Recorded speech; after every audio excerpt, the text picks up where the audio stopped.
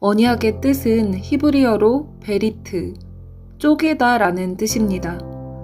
보통 동물 제사 때 죽인 후 칼로 쪼개어 배를 가르는데요. 즉, 이 언약을 지키지 않으면 쪼개지겠다, 죽겠다 라는 의미입니다. 하늘에 대고 맹세한다는 의미입니다. 내 피를 걸고 하는 약속입니다. 모든 약속의 원래 의미는 목숨 걸고 지키겠다. 결혼도 마찬가지입니다. 결혼도 언약인데 서로 생명 다해 사랑하겠다고 하는 언약 관계입니다. 시편 50편 5절에 보면 성도는 나와 언약을 맺은 자들이라고 나옵니다. 언약을 맺은 자들, 결혼한 자들이죠. 하나님과 성도가 맺은 이 결혼은 십자가의 제사입니다. 피제사로 언약을 맺은 관계입니다. 피로 맺어진 약속, 피로 맺어진 계약, 피로 맺어진 연합, 피로 맺어진 결혼입니다. 이 피로 맺어진 제사, 이 결혼의 이 본질적인 뜻은 서로 목숨 다해 사랑하겠다입니다. 이 약속을 어기면 내 피값을 지불하겠다, 목숨 내놓겠다 하는 뜻입니다. 자기 피를 걸고 이 약속을 반드시 지키겠다 하는 굳은 결심, 결단, 맹세를 하는 겁니다. 예전에 결혼식장 주례사 멘트를 보면 늙으나 병드나 검은 머리 팥불이 되도록 이 사람만 사랑할 것을 맹세한다고 하죠. 이것은 감정이 좀 애틋하고 한창 좋을 때도 있겠지만 계속 사랑할 거라 보장은 못하죠가 아니라 내 감정 기복과는 상관없이 어떠한 상황 속에서도 내 평생 이 사람만 사랑하겠다 하는 맹세, 결심입니다. 이 약속 내 생명 걸고 지키겠습니다. 이런 뜻입니다. 이 맹세의 의미가 이거 내가 어기면 죽겠다, 목숨 걸겠다 라는 것입니다. 사랑은 변하는 거야. 이게 하나님 나라에서는 세상 정신 나간 소리입니다. 하나님께서 정의하시고 스스로도 행하고 계시는 사랑의 진짜 의미는 상황이 좋든 안 좋든 피해를 보든 핍박을 당하든 그 어떠한 것으로도 당신을 향한 이 사랑을 깨트릴 수 없다. 이 마음을 지켜나가는 것입니다. 목숨 다해 사랑하기로 작정하고 결단된 그 마음가짐을 신실하게 지키는 것입니다. 사랑의 의미는 감정이 아니라 맹세입니다. 이 사랑의 맹세가 결혼의 본질입니다. 하나님은 우리와 언약을 맺고 싶어 하십니다. 나랑 결혼하고 싶어 하십니다.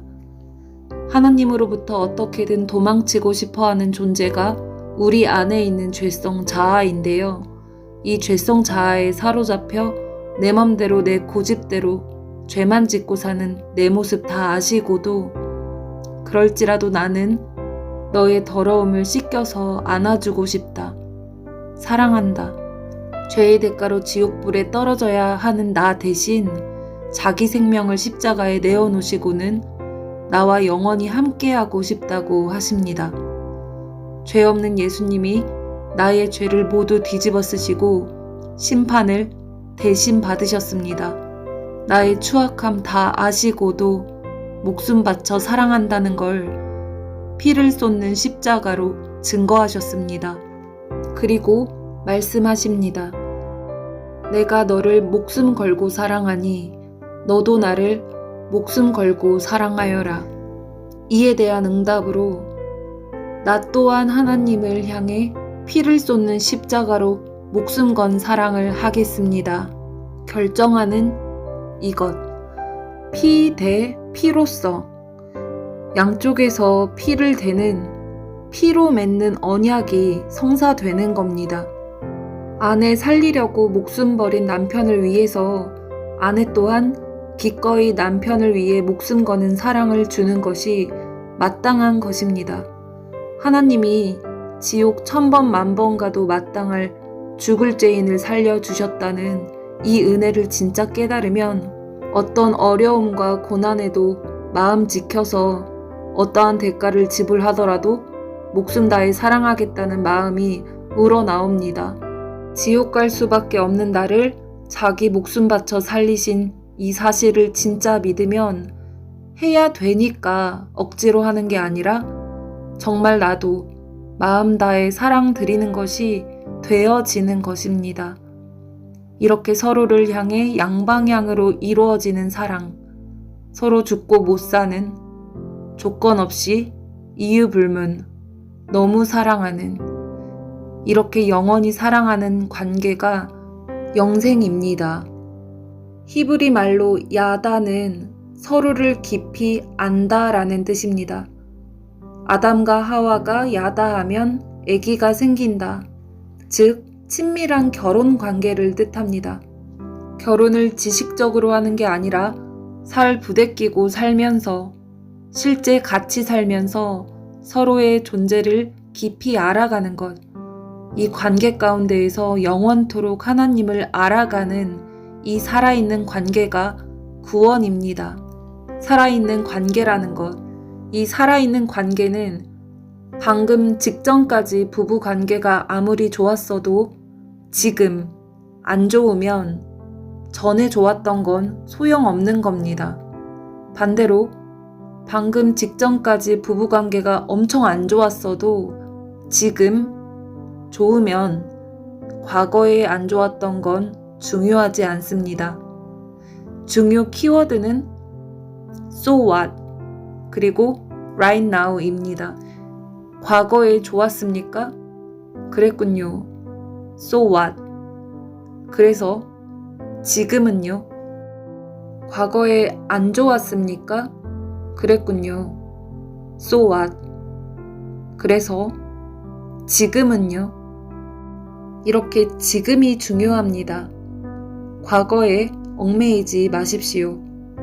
관계라는 것은 지금이 중요합니다. 우리가 하나님께 마음 정하고 지금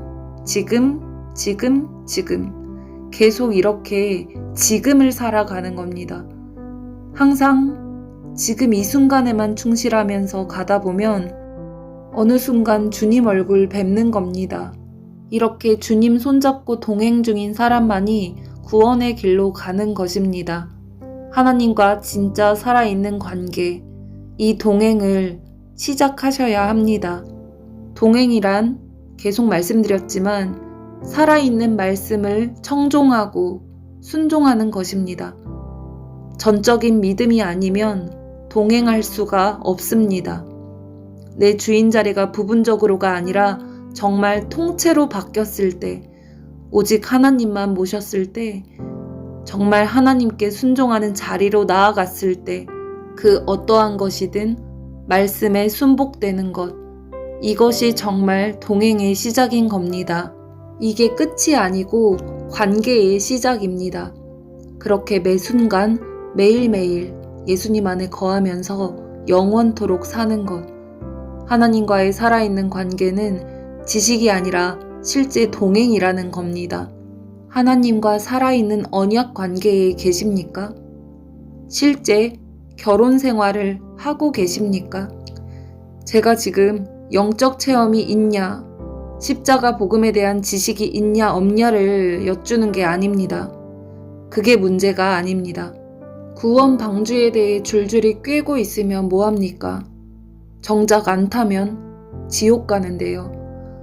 구원 방주에 대해 맨날 분석하고 백날 듣기만 하는 게 아니라 실제 발걸음을 옮겨 타야 합니다.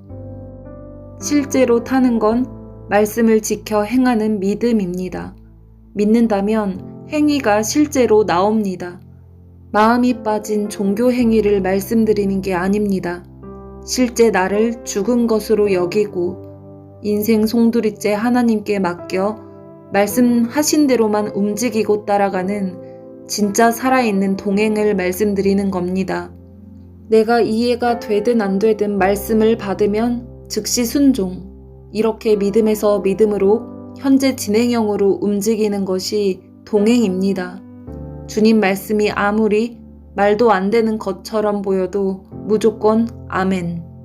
본집을 떠나 내가 지시하는 땅으로 가라 하시면 당장 티켓팅하고 공항으로 달려가는 거. 내 자식 제사로 바치라 하시면 하는 거. 목에 칼이 들어와도 예수님 부인 안 하는 거. 이걸 저에게 먼저 묻습니다. 그리고 여러분에게 묻습니다. 제 질문이 너무 극단적인가요? 미친 사람 같나요? 노아의 방주도 전 인류 중 8명만 탔습니다. 방주에 탈 때에는 세상 등지고 타는 겁니다. 세상은 당시 노아의 방주 타는 사람을 비웃고 미쳤다고 손가락질했습니다. 지금도 마찬가지입니다. 세상은 방주에 타는 사람을 미쳤다고 말합니다. 그러나 하나님 나라에서는 지극히 정상인입니다. 세상 나라와 하나님 나라는 절대 한 점으로 모아질 수 없는 양극단, 평행선입니다. 세상 넓은 길 아니면 하늘 좁은 길, 이 두 길밖에 없습니다. 어느 길에 서 계십니까? 어느 편에 서 계십니까? 지금 나는 하나님 나라의 정상인인가? 비정상인인가? 세상 나라의 정상인인가? 비정상인인가? 생각을 해보시길 바랍니다. 현재 세상은 예수쟁이들을 극단주의자, 근본주의자로 이미 규정해놓고 핍박할 준비를 이미 세팅해놨습니다. 이제 사회 통제 시스템과 표를 거부하는 예수쟁이들을 사회 평화를 깨트리는 테러리스트로 핍박하는 것이 실제화되고 가속화될 것입니다. 오직 예수만 믿는 극단주의자들을 혐오종자로 선동하여 잡아 죽이는 일이 곧 눈앞에서 벌어질 현실입니다. 세상에서 미친 테러리스트 취급받을 준비 되셨습니까? 예수님으로 인해 핍박받을 각오 되어 있으십니까? 내 피를 걸고 내 생명을 걸고 하나님을 대하고 계십니까? 내 모든 것이 불타 없어져도 하나님만 있으면 된다라는 마음이 있으신가요? 순교는 어떤 특별한 믿음이 따로 있는 사람이 하는 게 아닙니다. 지옥 문 앞에서 거저 구출당한 죄인의 그 고백은 당연한 겁니다. 나의 죽음을 선포하는 그 고백이 하나님과의 관계에서 시작점이어야 한다는 겁니다. 다만 순교의 제물로 삼으실지 아닐지는 내 의지와 상관없이 주님이 정하시는 주님 권한일 뿐입니다. 그런데 예수 믿고 신앙생활 한다는 분들의 분위기를 보면 순교 이슈에 대해 나와는 상관없는 일 또는 순교에 감동이 생기면 스스로 대단히 의롭게 생각하거나 주변에서도 그런 자를 믿음 좋다 높이기도 합니다. 믿음 좋은 거 맞죠. 너무 귀한 믿음이 맞습니다. 그런데 예수님 믿는 자라면 그 고백이 출발 지점이라는 겁니다. 그 믿음이 감사하고 기쁜 일이지만 하나님 나라에서는 지극히 당연한 태도라는 것입니다. 높여줄 일도 아니고 스스로 대단히 여길 게 아니라는 것입니다. 에이, 감당할 시험만 주시지. 하나님이 나한테는 이런 거 안 시키시지. 난 믿음이 약해서 이런 건 못하지. 저건 특별한 사람들만 감당하는 거지. 이것은 중심에서 절대 하나님께 안 내어놓는 그 부분을 어떤 말씀 구절로나 이런저런 합리화시키면서 조마조마한 마음을 달래는 것에 불과합니다. 순교를 시킬지 말지, 어떠한 모양과 방법으로 죽일지 살릴지는 다 하나님 소관입니다. 그건 하나님이 알아서 하실 거고 나는 뭐가 됐든 항상 생명값일지라도 순종하겠다는 이 마음을 지키는 것. 우리는 이 마음을 지키는 겁니다. 이런 순도 100%의 마음을 드리는 거, 이게 예수님을 믿는다라는 뜻인데요. 이렇게 마음 다 안 내어드리고 예수님 믿는다고 착각하면 안 됩니다. 지금 나는 하나님이 정말 나를 움직이는 하나님의 사람입니까? 내 마음, 중심을 드린다는 것, 무엇을 명하시든 순종하겠다는 결심, 생명 내놓는 다짐, 이거 아니면 순종을 못합니다. 되어지질 않습니다. 이것만큼은 안 돼. 이것 때문에 순종 못하는 겁니다. 내가 놓기 싫어하는 그것이 있다면 그것은 바로 사단이 주는 꿀바른 사탕이며 그거 쥐고 줄 서서 지옥 도살장 끌려가는 중인 사실을 깨달으시길 바랍니다. 영의 세계에서 실제 벌어지는 사실입니다. 눈에 보이는 이 물질 세계는 임시일 뿐 보이지 않는 영의 세계가 영원히 실존하는 진짜 현실입니다. 진짜 세계에서의 실제 현장을 직시하십시오. 어차피 불타 없어질 눈에 보이는 것들, 그거 쥐고서 영원히 불타지 말고 영원한 진리를 붙잡으십시오. 천국 지옥만 진짜라고 생각해도 이 꿀사탕을 버려 마라. 고민할 게 아닙니다.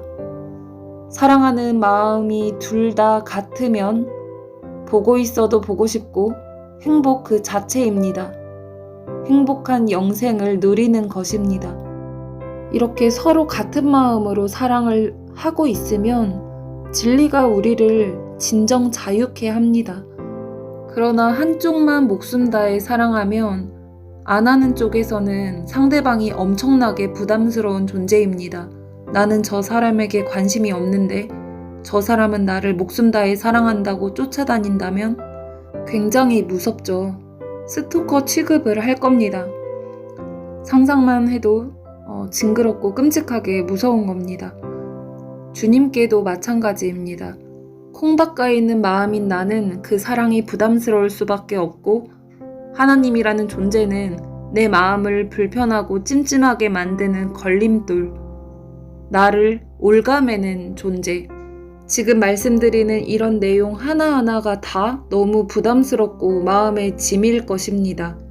하나님께로 마음을 똑바로 돌이키지 않은 자에게는 하나님이란 너무나도 부담스러운 존재입니다. 진리가 자유케 하는 게 아니라 올가맵니다. 막상 진리를 들었는데 영으로는 진리에 반응을 하니까 마구마구 찔리고 불편한데 말씀에 굴복하기는 싫고 그렇다고 무시하자니 찝찝하고 그러니까 몰라 그만 말해 이런 식의 태도요. 알기가 무서워서 귀를 막아버립니다. 알면 알수록 하나님이 너무 극단적인 분인가 싶은 거죠.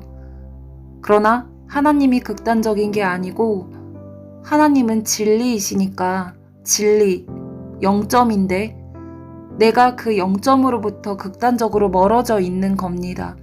하나님이 너무 부담스러워. 말씀은 너무 극단적이야 라고 느끼는 그 존재가 자아입니다. 하나님 말씀을 어떻게든 등 돌리고 싶어하는, 불순종하고 싶어하는 그 놈을 통째로 죽이는 자기 부인이 그래서 필요한 겁니다. 이 존재를 통째로 죽여야 하나님 말씀을 따를 수 있습니다.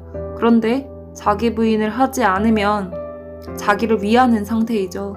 이렇게 자기를 위할 때에는 맞을까봐 무서워서 억지로 뭔가를 열심히 하게 되어 있습니다. 즉, 종교성이 엄청 심해집니다.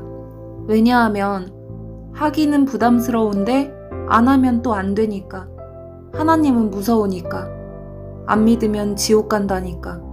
휴가 못 받으면 남겨지면 진짜 끔찍하니까.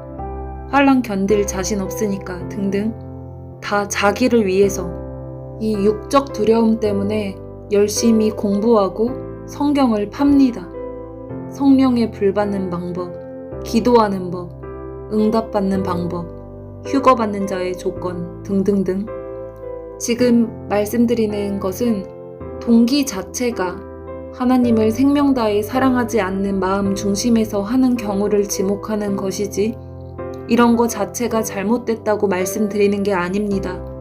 중심만 드리면 되는데 중심 드리는 거 빼고 다 하는 이런 경우는 혼인잔치 입성에 실패한 5 처녀와 같습니다. 마태복음 25장에 신랑을 기다리는 10 처녀 비유가 나오죠. 겉으로는 모두 똑같이 준비하고 열심을 내고 있었지만 이 중 5 처녀는 기름 준비를 하지 못해 혼인잔치에 못 들어가고 슬피 이를 갈며 웁니다. 여기서 이 5 처녀가 준비 못한 기름이 뭡니까? 기름은 성령님의 임재, 성령님을 뜻합니다. 성령은 예수님을 믿을 때 선물로 받습니다. 하나님의 영 되신 말씀 자체가 성령님이신데 이분의 말씀은 우리를 모든 진리 가운데로 인도해 주십니다.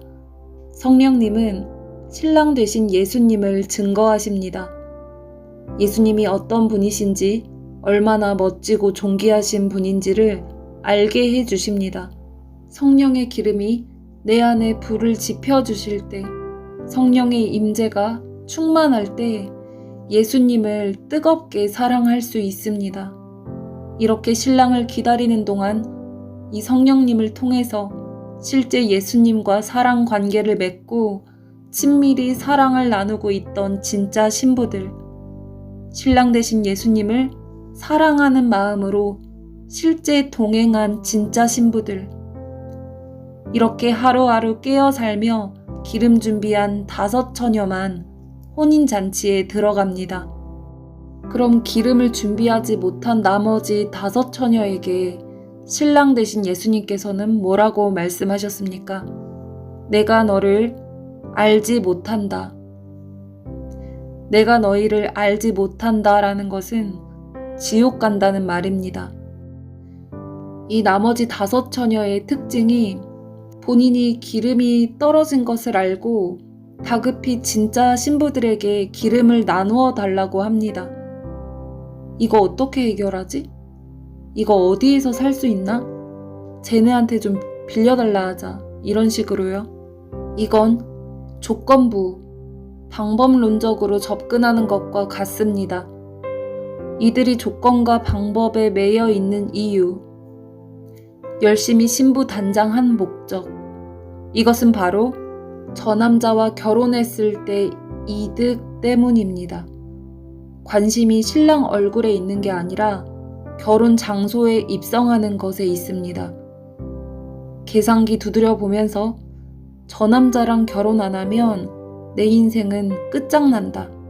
그러니까 무조건 나는 저 남자랑 결혼을 해야 돼. 결혼하기 위해서 확실한 방법이 뭐냐? 필요한 조건이 뭐냐? 이렇게 조건과 방법만 열심히 쫓아다니는 중심이 드러나는 대목입니다. 기름은 신랑 예수님을 사랑하는 마음이자 성령님께 이끌려 순종하는 삶인데 이렇게 깨어 사는 동행을 어찌 빌리며 돈 주고 살 수 있는 것이겠습니까? 주님의 마음에는 관심이 없고 대환란에 남겨지면 끔찍한 거야. 그러니까 무조건 우리 가족은 휴거 꼭 받아야 돼. 이렇게 자기의 육적 평안과 안위 보장을 위해서 재앙을 피하고자 하는 육적 두려움 때문에 휴거를 보장받을 수 있는 확실한 방법이 무엇이냐 이걸로 출발한다면 여전히 자기를 위해 자기 사랑에 매여서 아등바등 자기 목숨만 추구한다면 즉 휴거라는 열매에만 관심을 둔다면 10 처녀 중 기름 없어서 혼인잔치에 못 들어간 5 처녀와 같은 것입니다.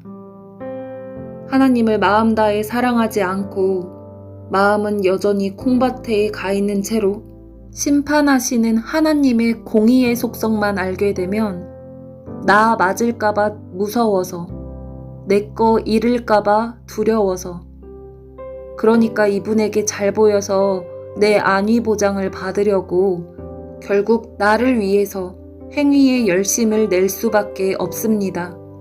공의의 하나님을 아는 것은 물론 중요합니다. 심판하시는 하나님을 경외하는 것이 믿음의 초석이 맞습니다. 하나님을 두려워하는 것이 하나님이 하나님 되심을 아는 것의 시작점입니다. 그러나 공의의 하나님만 알고 끝내는 건 반쪽짜리입니다. 하나님은 공의의 하나님이시면서 사랑의 하나님이시죠. 이 두 하나님을 다 누리고 있어야 합니다. 공의의 하나님을 암과 동시에 사랑의 하나님과의 친밀한 사랑 관계도 이루어져야 합니다. 이 하나님과 사랑에 빠지지 않으면 하나님보다 더 사랑하는 대상을 여전히 붙들고 있다는 것입니다. 즉, 십자가 자리에 서 있지 않다는 것입니다. 여전히 자기를 추구하고 있는 상태. 자기를 죽이는 게 아니라 자기를 살리고 있는 상태. 자기를 너무 아끼고 사랑하고 있는 상태.